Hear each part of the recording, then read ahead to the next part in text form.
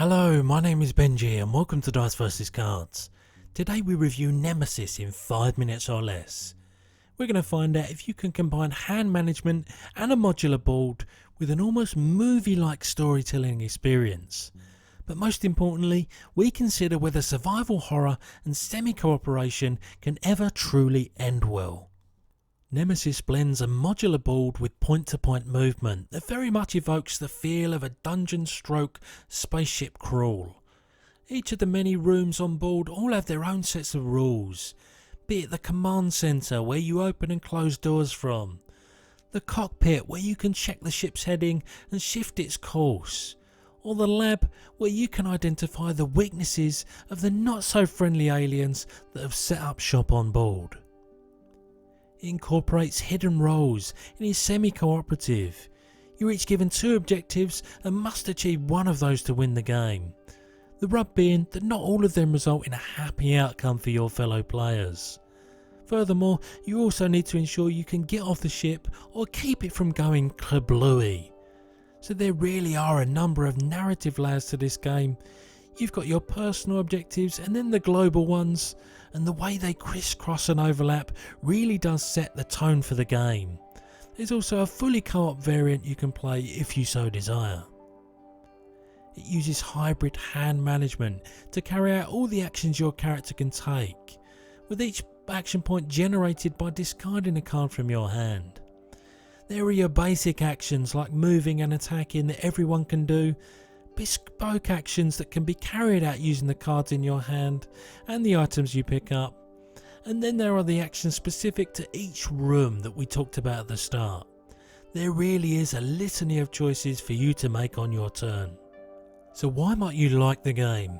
Well, if you like lots of choice and a mishmash of mechanics that seam together very nicely, then Nemesis will have plenty to offer you. Yes, it comes with a fairly steep learning curve, memorising all of the rooms and what they do, but that's a small price to pay for the amount of thematic decision making you get to make, all within the confines of an elegant but somewhat confining action point allowance system. Speaking of theme, my word, this delivers on the survival horror setting. There aren't many other board games out there that give such a cinematic gameplay experience. Yes, it helps that the vibe is very much Alien-esque, but that alone guarantees nothing. It's really the modular board and not knowing where you're heading that creates that sense of uncertainty. Coupled with the fact that you never quite know everybody's true motives, you really are getting a great deal in terms of immersion and thematic engagement. Oh yeah, and the minis are bleeding gorgeous, just in case that wasn't clear from the photos.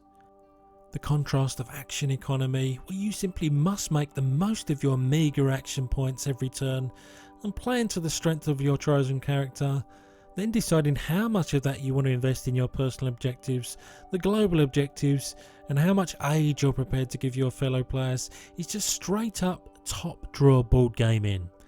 Unlike traditional hidden role games where you're always expecting someone to be a traitor, this constantly keeps you guessing and wondering quite how you want to tackle the problem at hand. But why might you not like it? Well, the weakest part for me is the combat, and to a lesser extent your interactions with the hostile aliens. On the one hand, there's a great progression in terms of the role each alien type fulfills and their difficulty in battle. From the little larvae that could, to the queen mother of fugly nemesis. But it's the process of whittling down an alien with dice rolls that just isn't that enjoyable. If you couple that with the fact that weaponry is limited and it's all too easy for you to get caught with your pants down, this is the area I would be looking to build on and improve the most. For similar games, you might want to try this if you liked Battlestar Galactica or Gears of War. But when all's said and done, this is a supremely suspenseful and thematic game that endorses an edgy sense of player interaction, resulting in an absolutely stellar game. However, that's it from me.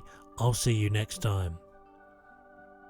Okay guys, whilst you get the skinny on those terrifying aliens, I'm just gonna nip to the escape pod room to, check everything's okay.